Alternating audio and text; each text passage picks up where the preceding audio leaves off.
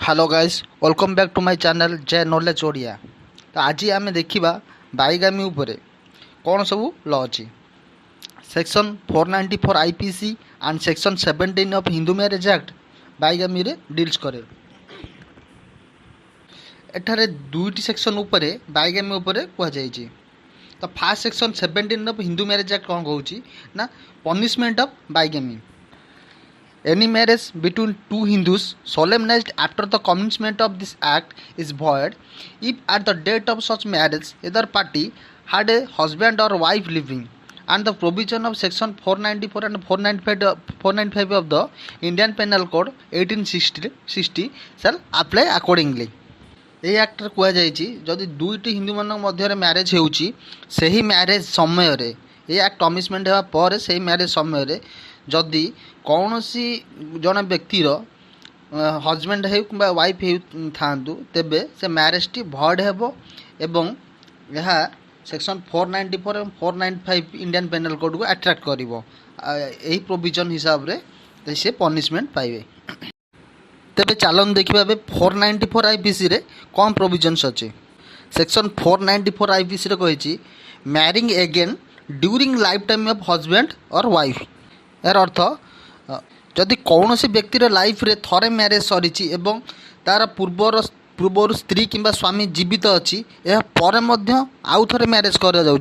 तो यह कहुई। तो सेक्शन 494 अनुसार however having a husband और wife living marriage in any case in which such marriage is void by reason of its taking place during the life of such husband और wife shall be punished with imprisonment of either description for a term which may extend to 7 years and shall also be liable to fine। तो marriage समय जदि कौन व्यक्तिर marriage पूर्वर husband किंबा wife जीवित अच्छी से अवस्था से बिना परमिशन से मैरेज होउची मैरेज तो भड ही हम यहाँ स्वाभाविक कथा किंतु आईन को अवमानना करी जो व्यक्ति मैरेज करुची तेबे ताकू 7 वर्ष पर्यंत सजा किंबा ताठू अधिक सजा हो पारे एथि सहित फाइन लागू हो पारे। तो 494 गोटे एक्सेप्शन अच्छी देखा यहाँ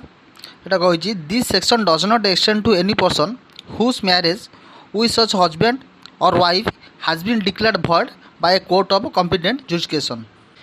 यही सेक्शन कहूँ सेकेंड मैरेज करने समय जदि तार पूर्व वाइफ जीवित अच्छी कि हजबैंड जीवित अच्छी यह पूर्वर जदि कौन कोर्ट यह भॉइड बोली डिक्लेयर कर सारी तेबे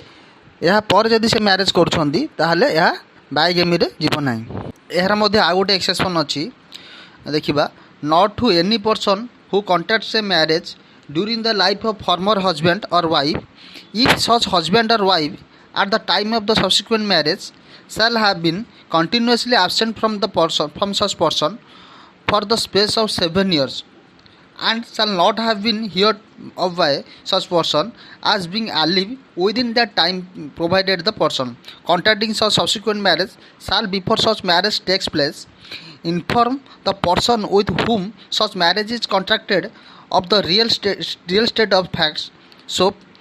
far as the same are within his or her knowledge। जदि कौन व्यक्ति एक मैरेज करुँची सेकेंड मैरेज तार पूर्वर जीवित थिबा हजबैंड किंबा वाइफ जदि 7 वर्ष पर्यंत किसी आतापाता तार ना कौन जगह खोजिले मिलू ना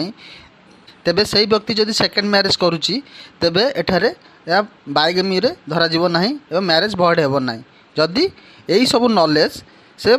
विवाहित कर मैरेज करुवा व्यक्ति को जन था तो এবং ସବୁ ନଲେଜ ହିସାବରେ ମ୍ୟାରେଜ୍ ହେଉଥାଏ। ତ ଏବେ ଚାଲନ୍ତୁ ଦେଖିବା ଇନଗ୍ରିଡ଼ିଏଣ୍ଟସ୍ ମାନେ ଯଦି ଅଫେନ୍ସ ହୋଇଛି 494 ତେବେ କ'ଣ କ'ଣ ହୋଇଥିବା ଦରକାର।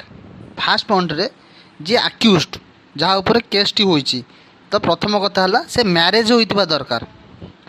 ସେକେଣ୍ଡ ଯେଉଁ ପର୍ସନକୁ ସେ ମ୍ୟାରେଜ୍ କରିଥିଲେ ସେ ପର୍ସନ୍ ଜୀବିତ ଥିବା ଦରକାର, କିଛି ଡିଭୋର୍ସ ହୋଇନଥିବା ଦରକାର ଏବଂ ସେ ମ୍ୟାରେଜ୍ ସବଷ୍ଟିଟ୍ୟୁଟ୍ କରୁଥିବା ଦରକାର। जदि यह पर से सेकेंड मैरेज करुए तेबे यह पनिशेबल ऑफेंस हो। थार्डली से जो मैरेज करते प्रथम व्यक्ति कि सेकेंड व्यक्ति दुई जन मैरेज करें से मैरेज हिंदू रिचुअल अनुसार जो सब सेरिमोनी अच्छी होता दरकार जो सप्तपदी अच्छी आमर होम यज्ञ जहाँ भी हो मैरेज होता है सेटा होता दरकार। यही दुईटा मैरेज जो होता है तो जो होम और सेरिमोनी जहाँ सब अच्छी ड्यूली परफॉर्म होता दरकार। ड्यूली परफॉर्म हेले तो आम मैरेज बोली जाना ना मैरेज होती। फास्ट व्यक्ति सेकेंड व्यक्ति धोखा दे आउ जन को मैरेज कर फास्ट सेकेंड व्यक्ति को मैरेज कला तो यह हिंदू रिचुअल अनुसार तो जहाँ होम आउ सप्तपदी पर ही तो मैरेजटा भैलिड बोली आम कहवा पर्सनाल लॉ अनुसार। देन यह पर से व्यक्ति जी ऑफेंस करिथिबो ताको 494 हिसाब रे ताको पनिशमेंट दिया जीवो। तेज आसन देखा सेक्शन 494 रो एग्जेम्पशंस को परिस्थिति रे 494 रे से व्यक्ति को छड़ा जीवो। First, when the first marriage has been declared void and annulled by court of competent jurisdiction, अर्थात से व्यक्तिर प्रथम मैरेज टी कोर्ट को द्वारा void बोली डिक्लेयर होइतिबो तेबे से परिस्थिति रे से व्यक्ति जदि अन्य जन को मैरेज करछि तेबे यह बाइगेमी रे जीव नहीं एवं 494 आईपीसी रु से वंचित हेबो ताकू सजा दिया जीव नहीं। सेकेंड, व्हेन द हस्बैंड और wife has been continuously absent for a period of 7 year और मोर, जदि हस्बैंड कि वाइफ मध्य कौन व्यक्ति 7 वर्ष पर्यंत तार अतापता नहीं तेबे एही परिस्थिति रे मध्य से मैरेज कले ता ऊपर 494 लागू हेबो नहीं। The absent spouse must not have been heard of by the other party as being alive within that period, तो सही समय पर से व्यक्तिर कौन सी जो व्यक्ति ताको जानी थांती बा जोड़ी से परिचित व्यक्ति थांती तो तार कौन सी अतापता न थाए कौन सी लोक पाखे ता खबर न थाए तेबे सही परिस्थिति रे 494 लागू हेबो नहीं। And the party marrying must inform of the fact of absence to the person whom he or she marries, अर्थात सेकेंड व्यक्ति जो मैरेज करुँच से व्यक्ति से फास्ट मैरेज रो जहाँ सब घटना अच्छी क्यों कारण भॉइड होता मैरेज कि से अतापता मिलूना कौ परिस्थिति रे से सेकेंड मैरेज कर सेकेंड मैरेज करुवा व्यक्ति को समस्त कथा कहीदेवा आवश्यक। देन यही केस रे 494 पनिशमेंट मिलबो नहीं। यहाँ पर गोटे केस देखा in Gopal Lal versus state of Rajasthan, supreme court said when a spouse contracts a second marriage while the first marriage is still subsisting, the spouse becomes guilty of bigamy under section 494 IPC only if is proved that the second marriage was a valid one in the sense that the necessary ceremonies required by law or custom have been actually performed, अर्थात 494 IPC रे सही व्यक्ति को सेतेबेले सजा मिलिबो जेतेबेले second मैरेजटा तार valid थिबो एवं जो सपोज प्रथम वाइफ टी ता हस्बैंड एगेंस्ट रे केस करुची कहूँ मोर हस्बैंड जे सेकेंड मैरेज करछंदी तो से वाइफ को फास्ट वाइफ को प्रूव करिया पड़ियो निजर मैरेज को फास्ट प्रूव करिया पड़ियो नाइ मो मैरेज जो होइतला वैलिड मैरेज एवं सेकेंड रे जो हस्बैंड मो मैरेज करछंदी अलग जन स्पाउस को अलग जन व्यक्ति को तो से मैरेज टी वैलिड ही होइची तेबे ता हस्बैंड को एगेंस्ट रे सही समय रे केस होई परिबो जेतेबेले फास्ट वाइफ निज मैरेज एवं सेकेंड व्यक्ति सहित जो मैरेज होउची से मैरेज को प्रूव करबा को हबो कि वैलिड मैरेज ही होइची।